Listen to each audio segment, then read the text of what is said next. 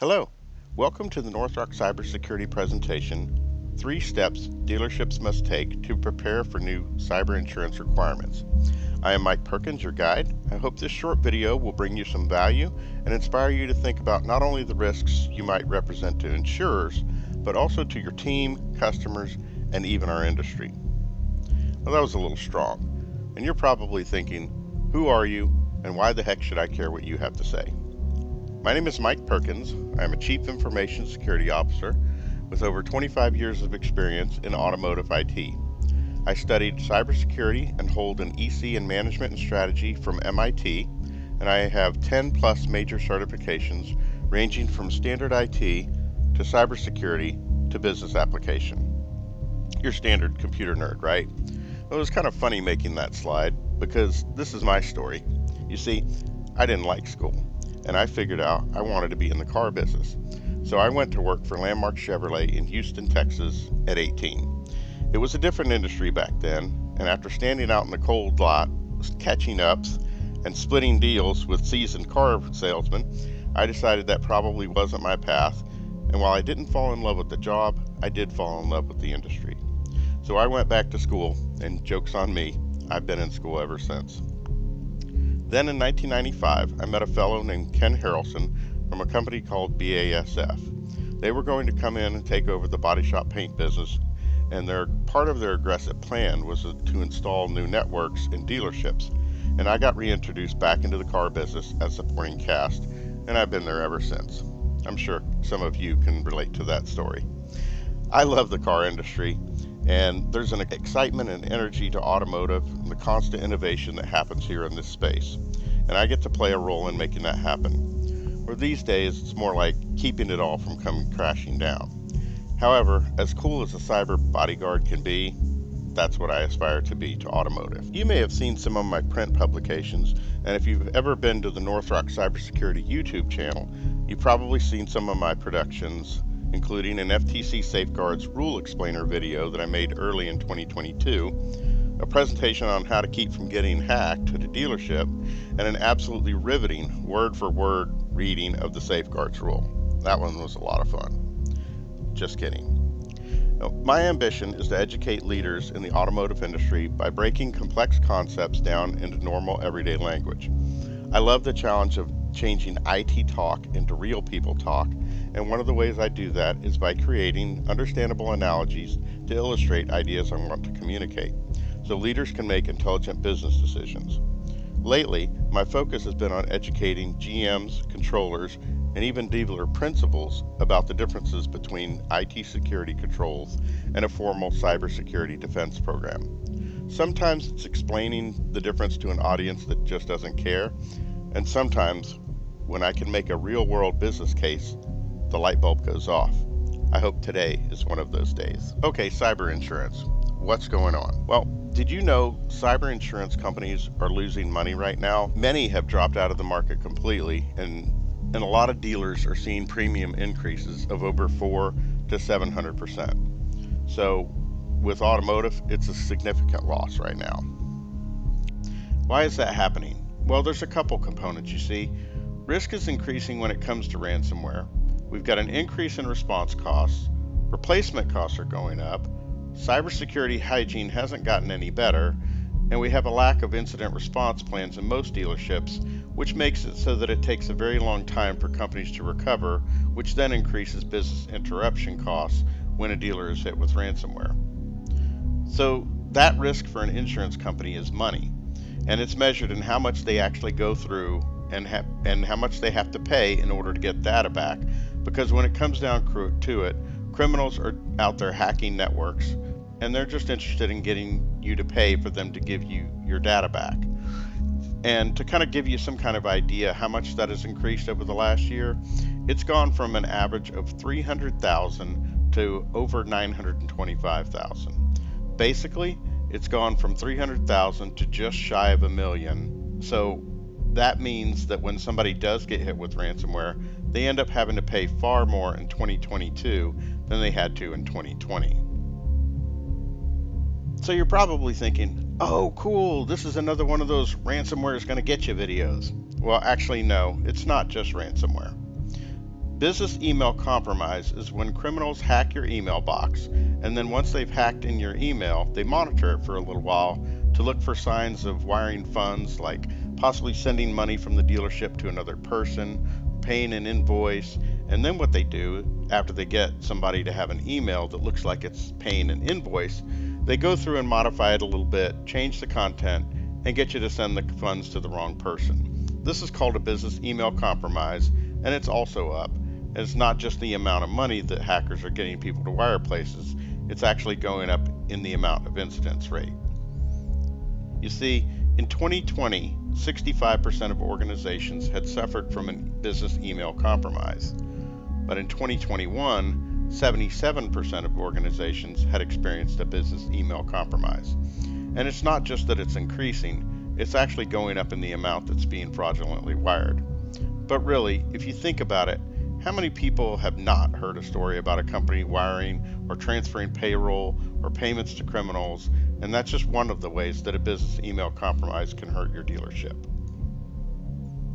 So the FBI says that there's a 65% increase in global exposed losses in between 2019 and 2021. So we're actually seeing an increase in the total amount of money people are wiring to the wrong person.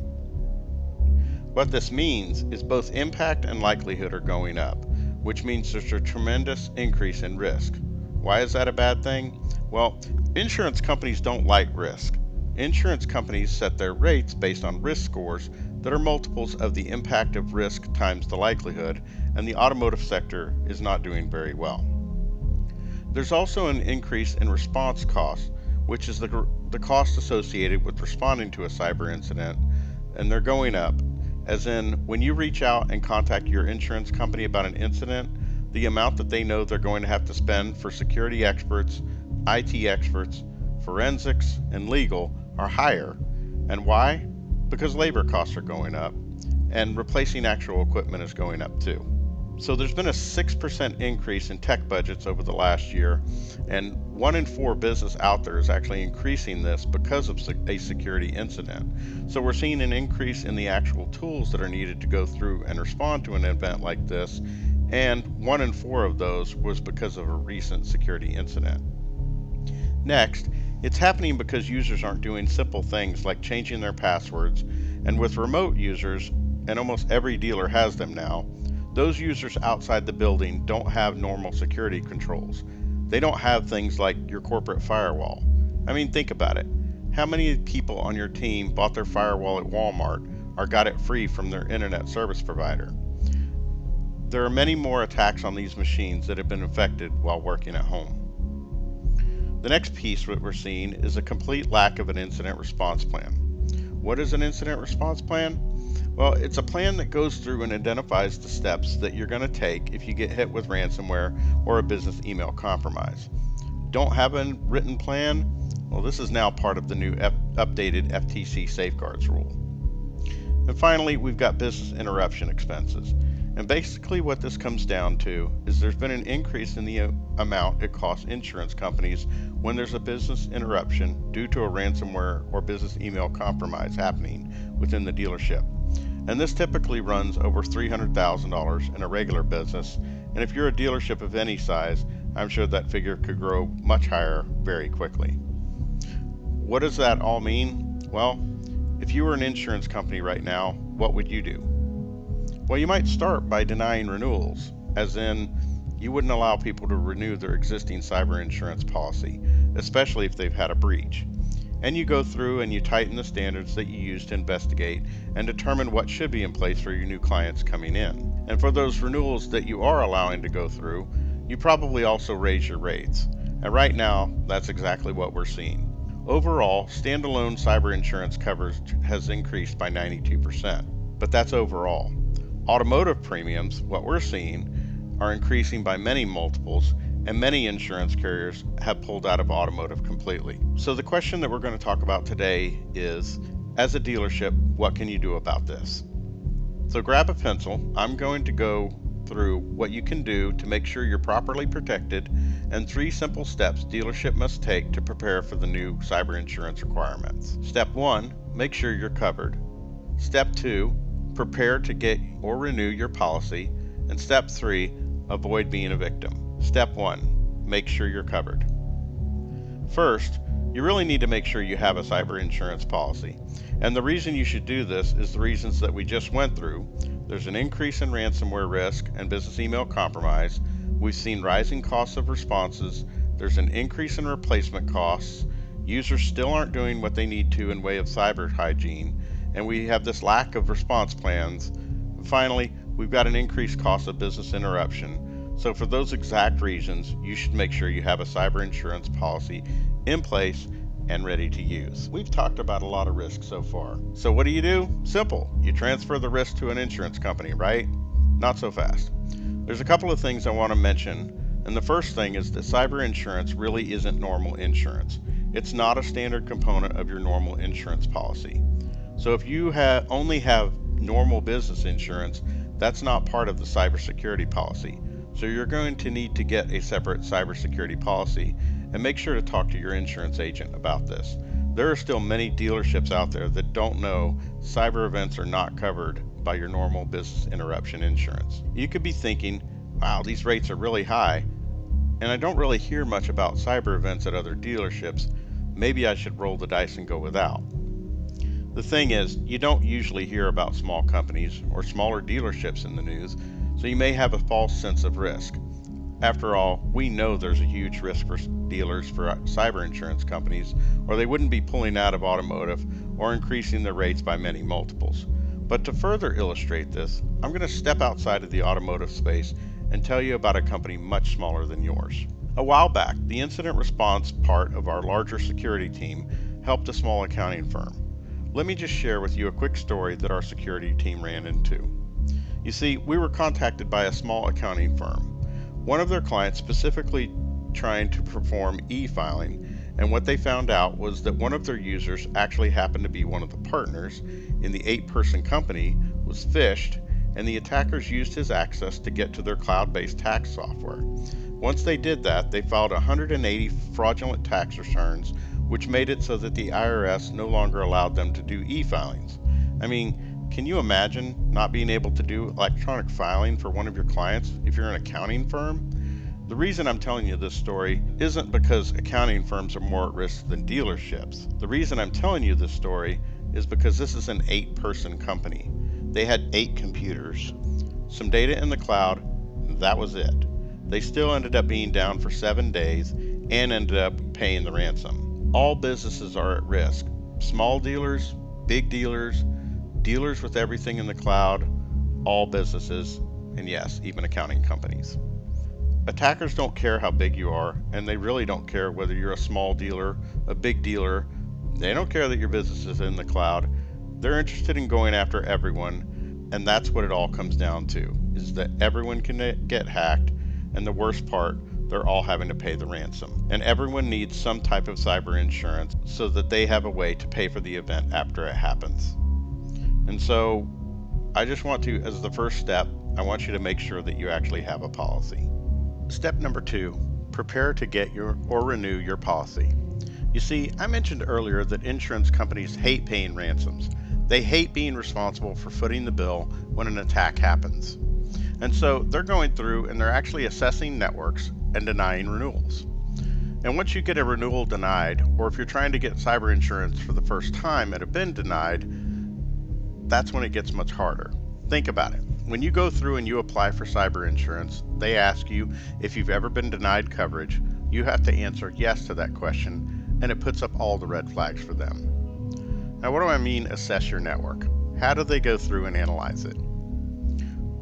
Well, they're asking questions to understand what you have in place, and these questions are getting harder. What used to be 2 or 3 questions are now full pages and sometimes several pages long. And that's where the biggest mistakes come in. You see, if an insurance company can show that you're not doing something you say you are, they have grounds to deny your claims. We've even heard of insurance companies sending 2 adjusters out on a claim, one to evaluate the claim and one to determine if everything that was on the cyber application was actually in place and that there was a reasonable defensive effort being made. And I want to make sure you're prepared to answer these assessments and have thought all this through. So here's a simple 5-question analysis that you can do sitting right here today. It will help you understand whether or not you have the right things in place when it comes to protecting yourself with an insurance policy, and that you are at least putting up a reasonable defense. The 5-question test. So the first one is, do you have multi-factor authentication to log onto your computer for email and for sensitive information? Do you have backups, and are they working? Do you have an up-to-date antivirus active and installed on all your computers? Do you have a written documented breach response plan? And do you have an up-to-date active firewall? But how can you check all of these for yourself? You may be thinking, well, wait, I'm not a technical person or computer nerd. I mean, I said I would make it easy so you could do it sitting. Fair enough, let's try it this way. Do you have multi-factor authentication set up for your computer, email, or sensitive information? This one is easy to check. When you log into your computer, access your email or your remote systems, are you prompted for more than just a password? For example, do you have to pull your phone out and type in a code from an app on your phone? If so, then you do have multi-factor authentication set up. If not, you don't. Backups are a little harder, but one way to think about it, do you have backups and are you sure they're working, is when was the last time your tech team told you how long it would take to recover from all the servers from a backup? These are the types of questions you should be getting answers to, not only by asking, but by them reporting to you and saying, hey, I just want to let you know it would take us this long to get back up and online after an event. This is a great way for you to know that everything's working the way you expect it to. You will know that timeline. It gives you the ability to know how much time it's actually going to take if there's an event that happens. That way, when asked, how long would it take to recover essential functions on your cyber application, you'll have an answer. The best way to know that you do have good backups is to actually test them, but you don't have time to do that, so you should make sure that the people who are responsible for your backups are testing them and reporting back to you. We recommend at least once a month. Okay, now that you've checked off having multi-factor authentication and backups, what about antivirus? How do you test that? Well, the easiest way is to go down to the bottom right-hand corner of your screen and hover over each of the little icons. You're looking for something that says either antivirus or endpoint protection. And what we find when we go through and audit networks is that about 20% of them have at least one computer that doesn't have antivirus installed at all. Next, do you have a written documented breach response plan? If you are the business owner or the dealer principal, a controller, or the GM and you aren't sure, you probably do not have one. Why? Because as the owner and senior management, you have to be involved in the communication, and if you aren't aware of the plan, you will not be able to communicate on the company's behalf during an event. I know you're probably thinking to yourself, well, that's really not my responsibility, and here's the thing. As an owner or senior manager, you're responsible. You're responsible for your team, but you're also responsible for communicating when the breach happened, which means talking to your customers, possibly to the media, talking to other organizations that might have been breached because of the event that happened from your event. So make sure that you have this plan documented, and it includes things like how you will be doing that communication. Okay, the last one's a little more difficult to measure, but you would know if you have an active firewall because you would have installed it in the last 2 years, or you would be paying a subscription for it. And a great way to figure this out is to check and see if you're paying for a subscription for your firewall. And if you are, then it's likely you have something like this in place, so that's something you could check just by going and talking to your controller or the CFO. So these are the 5 questions that if you go through, these will give you a good baseline. It's just a good place to start with when it comes to figuring out whether or not you have some of the right tools in place. If you couldn't answer yes to each of the above questions, for sure you're going to struggle to find an insurance provider to cover you, or you're going to have to pay a tremendous premium. And the thing is that ultimately you as the owner, senior manager, are responsible for the answers on that assessment questionnaire, because if you just hand that off to somebody else, for instance, you may be handing it off to your IT person who just wants to say yes to everything, you're responsible. Because ultimately, if the claim gets denied, it's going to impact you and it's going to impact your business. Step number 3, avoid being the victim. And you may be thinking to yourself, what do you mean avoid being the victim? Trust me, when it comes down to it, you can actually avoid being the victim of a hacking event.